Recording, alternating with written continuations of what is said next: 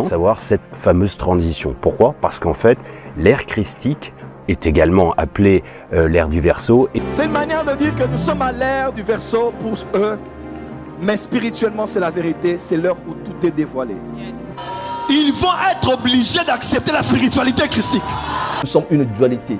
En nous, il y a deux forces. La force céleste qui est la force supérieure et la force inférieure qui est la force animale. Maintenant, la spiritualité christique consiste simplement à dominer son animalité. Parce que je ne suis pas un homme normal, je suis un thaumaturge.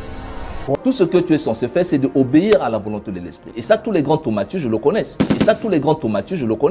Tous les grands maîtres le connaissent. Parce qu'il y a des cas de situations, parfois qu'on nous amène des situations, mais on n'a pas un livre à consulter pour pouvoir sonner quelqu'un.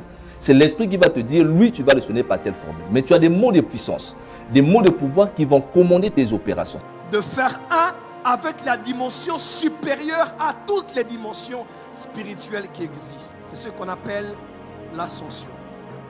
Je parle ici basiquement dans toutes les spiritualités. Je parle aussi de spiritualité, pas seulement par rapport à la Bible, mais par rapport à d'autres formes de spiritualité.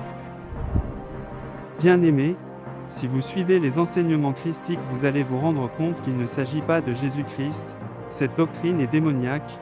Ils renient le Seigneur Jésus et tordent le sens de ses enseignements. Ils prennent les accusations faites contre Paul pour attacher le Seigneur à la secte de Nazaréens. Le diable a créé plusieurs religions pour combattre le christianisme. Il parle d'un faux Christ, qui est en réalité l'esprit de l'Antéchrist, qui est un sceau sur les fils de la perdition. Il parle d'une dimension qui est la fusion avec un esprit autre que le Saint-Esprit. Comment expliquer que les bouddhistes et les hindouistes peuvent atteindre l'état christique? Ce sont des idolâtres. Leurs pratiques sont contre la parole de Dieu.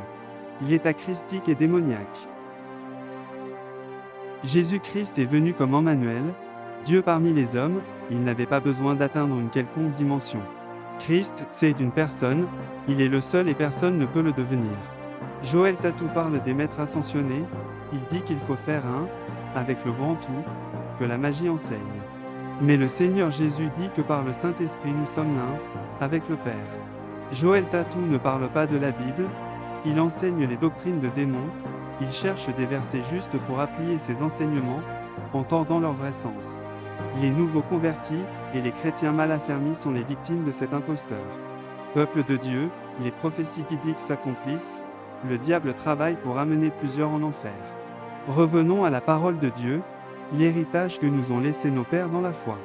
Lisez vos Bibles et cherchez Dieu sincèrement. Qu'on ne vous trompe pas, Jésus-Christ est vivant, et il est le véritable Dieu. Nous connaissons des Rosicruciens, des sorciers et des féticheurs qui ont reconnu la puissance du nom de Jésus de Nazareth. Ils ont confessé que Jésus est Seigneur et ont témoigné que le diable est à la tête de ces loges mystiques. Plusieurs croyants de nos jours sont pressés, ils n'ont pas la patience qui est le fruit de l'esprit, voilà pourquoi ils suivent le diable. Toute spiritualité en dehors de l'évangile est démoniaque.